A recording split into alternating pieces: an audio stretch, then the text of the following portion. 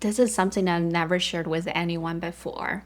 My body changes when I move to a new country. I'm not just talking about my appearance, but there are small things. For example, the smell of my sweat after working out stinks more after I move here. And my period becomes different, and I start to lose more hair when I'm here. I also need more sleep. Almost every day I will need some nap, and on Sunday I'll have to catch up the sleep. This is actually something that naturally happened to a lot of people who are living in a new country using a foreign language that they didn't grow up with. Well, let's talk about why it is that way.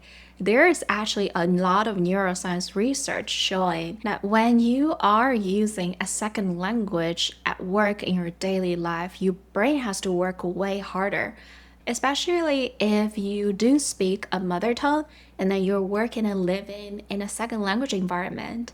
Now, what your brain does is not just trying to think about a second language, it also had to inhibit your mother tongue.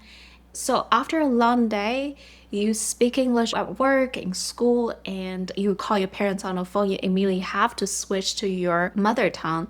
There is a cognitive load in your brain that makes it harder to say it. We all have experienced that way. There are many times when I call my parents, I'm trying to figure out a word and it just does not show up in my brain. And sometimes it's embarrassing. It's like, oh my God, I've lived here for such a long time. I can speak English effortlessly, but I couldn't imagine at the same time I've lost a lot of my Chinese. So all of that is just to say when you are living abroad, your brain is working harder. You might experience more exhaustion. And besides language, there is also a bigger stress placed on you. Thinking about it, before everything is very natural. You do not need to think about language. It comes naturally to you, right? Whatever people talk about, you understand it. Now there are so many situations when I meet someone new or when I talk to someone on the phone, I just didn't understand what they're saying when I first said it. I'm not used to their accent, I'm not used to their expression. Even living here for so many years and married to a native speaker, I still struggle with the language from time to time. And the struggle is not that much a big deal, but the stress that comes with it cannot be underestimated. It's a moment you suddenly freeze and wonder in your mind, should I ask this person, sorry, can you repeat? Or should I just pretend I understand and go with it? This is a tiny moment that adds up and causes stress in our daily life. And because you have this constant unexpected stress, interacting with people becomes something that can be quite exhausting mentally and physically. You need to watch your body language, the facial expression is different. There is a different expectation of how much emotion you express. And especially growing up in a more reserved, quiet East Asian country where you are mostly taught to be respectful and quiet.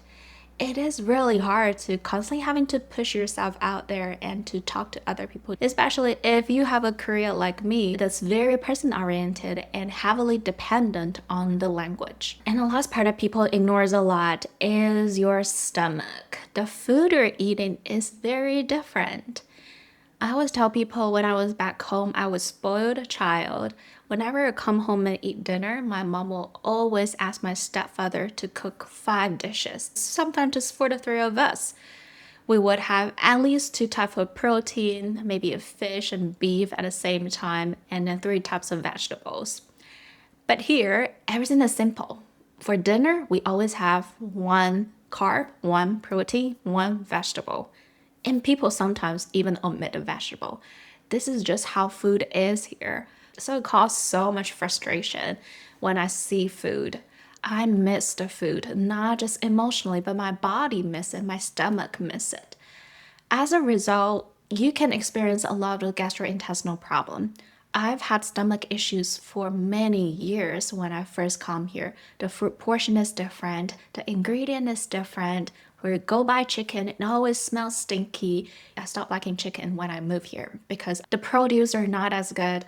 There are just so many things that I miss, and it's just not I mentally miss it. It's also my body. I can smell the difference between a chicken that's not good quality and chicken that's good quality. I can taste the difference between rice. I can taste if the eggs is organic free range or not. All of that is because I had access to great quality food when I was living in home country. And all of these also cause a lot of stress in your body.